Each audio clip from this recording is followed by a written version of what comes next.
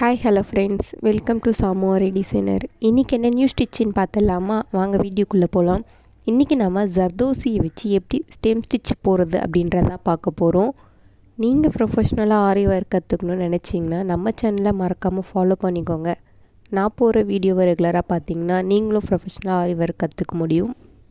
உங்கள் friends and ஃபேமிலியில் யாராச்சும் ஆரி ஒர்க் கற்றுக்கணும்னு நினச்சாங்கன்னா அவங்களுக்கு இந்த வீடியோவை ஷேர் பண்ணி விடுங்க.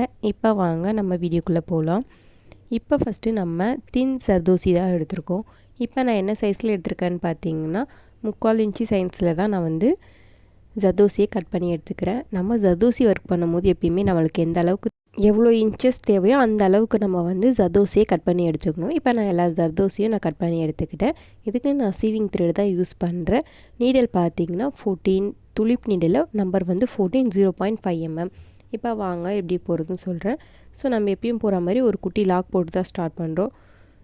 ஜர்தோசியே கொடுத்துட்டு இப்போ பாருங்கள், நான் செயின் ஸ்டிச் கொடுத்துட்டு ஒரு குட்டி லாக் போடுறேன். இப்போ நீங்கள் என்ன பண்ணணும், இப்போ நான் ஒரு லைன் போட்டிருக்கேன் பார்த்தீங்களா, அந்த லைனுக்கு மேலேயே தான் நீங்கள் ஸ்டிச்சஸ் போட்டு வரணும்.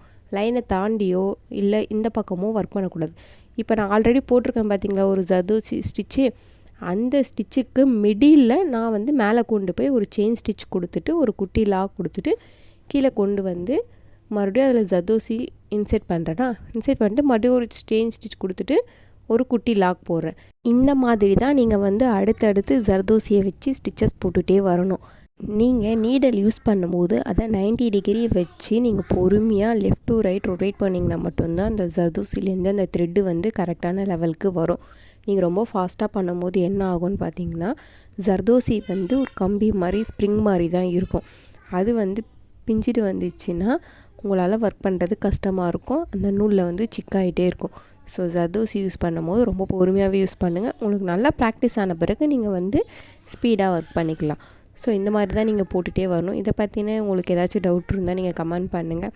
ஆரி ஒர்க்கில் இந்த டவுட் இல்லை, உங்களுக்கு எந்த டவுட் இருந்தாலும் நீங்கள் கமெண்ட் பண்ணுங்கள், நான் உங்களுக்கு ரிப்ளை பண்ணுறேன்.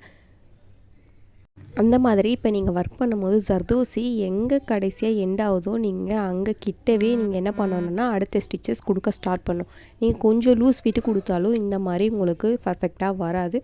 ஸோ நீங்கள் கண்டினியூவாக கரெக்டாக கொடுக்கணும். ஸ்டிச்சஸ் கொடுக்கும்போது அந்த நூலை த்ரெட்டை நீங்கள் கொஞ்சம் லூஸ் விட்டு நீங்கள் கொடுத்தீங்கனாலும் பார்க்க இந்த மாதிரி பர்ஃபெக்டாக வராது, ஸ்ட்ராங்காகவும் இருக்காது, பார்க்க லூஸாக இருக்கும். வீடியோ பிடிச்சிருந்தால் லைக் பண்ணுங்கள். தேங்க்ஸ் ஃபார் வாட்சிங்.